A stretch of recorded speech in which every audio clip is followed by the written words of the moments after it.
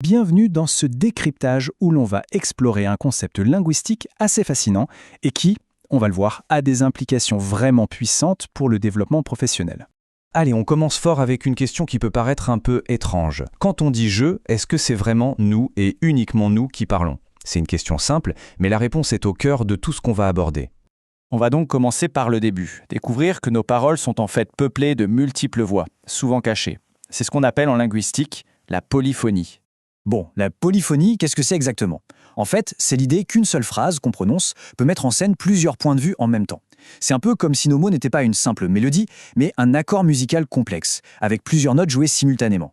Alors, cette idée, elle ne sort pas de nulle part. Elle vient d'abord du penseur Mikhaël Bakhtin, qui expliquait que tout langage est un dialogue permanent avec tout ce qui a été dit avant. Et puis, un linguiste, Oswald Ducrot, a repris cette grande idée pour l'analyser, mais à la loupe, au niveau d'une seule phrase.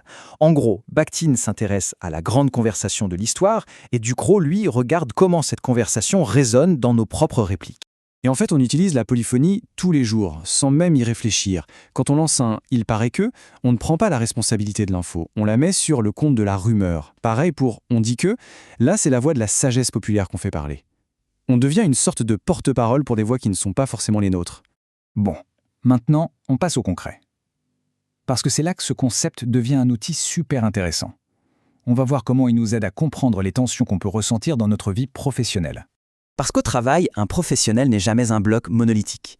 Sa parole, c'est le résultat d'une négociation constante entre plusieurs voix. Il y a la voix du métier, ce qu'on appelle les règles de l'art. Il y a la voix de l'institution, de l'entreprise, avec ses procédures. Il y a la voix de nos propres valeurs, notre éthique. Et bien sûr, il y a la voix de la réalité du terrain, notre expérience. Toutes ces voix se bousculent en nous. Du coup, quand on entend des phrases comme « normalement, on devrait faire comme ça » ou le fameux « on n'a pas le choix », eh bien ce sont de vrais signaux d'alerte. Ces phrases, elles trahissent un conflit intérieur. Elles montrent le décalage entre ce qu'une personne ferait par elle-même et ce qu'une norme extérieure, une règle, l'oblige à dire ou à faire. C'est le sentiment d'être parlé par le système. D'accord, mais alors que faire de tout ce brouhaha intérieur? Comment on fait pour démêler ces voix et reprendre un peu la main? C'est justement là qu'intervient un dispositif très puissant. Le groupe d'analyse des pratiques professionnelles. L'idée est simple et belle. Le groupe n'est pas juste là pour écouter. Il devient une sorte de chef d'orchestre. Il va aider la personne qui raconte sa situation à identifier toutes les voix qui parlent en elle, à les distinguer et à comprendre leurs relations. Le but, c'est de transformer ce qui était un bruit confus en une musique compréhensible. Et ce travail d'orchestration, il se joue sur 3 niveaux. D'abord, à l'intérieur de la personne elle-même, qui prend conscience de ses propres conflits. C'est le niveau intrasubjectif. Ensuite, il y a le dialogue avec les autres membres du groupe. Leurs voix, leurs expériences permettent de voir les choses autrement. C'est le niveau intersubjectif. Et enfin, le groupe aide à replacer la situation dans un contexte plus large. Celui du métier, de son histoire, c'est le niveau transsubjectif.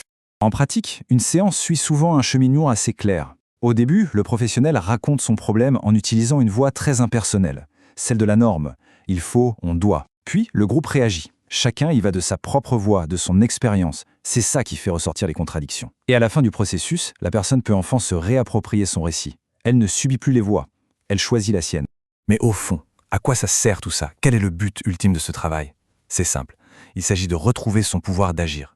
Et les bénéfices sont doubles. D'un côté, il y a un effet qu'on pourrait qualifier de clinique, un soulagement. La personne se sent moins seule, moins coupable, elle se sent reconnue dans la complexité de ce qu'elle vit. Et de l'autre côté, il y a un effet didactique, c'est-à-dire d'apprentissage. En discutant, le groupe produit du savoir, clarifie les règles du métier et transforme l'expérience de chacun en une ressource pour tous. En résumé, ce que l'on vise, c'est une plus grande clarté face aux normes, une capacité à se repositionner en tant que professionnel et surtout un pouvoir d'agir renforcé. L'idée est de passer d'une position où l'on subit les situations à une position où on les maîtrise. Finalement, en rendant audibles toutes ces voix cachées, on se donne la possibilité de choisir. La question n'est plus de subir le concert des attentes et des règles, mais de décider consciemment quelle voie va nous guider. C'est ça la clé pour devenir un professionnel plus serein et plus pertinent. La vraie question est donc, quelle voix va-t-on choisir d'écouter aujourd'hui ?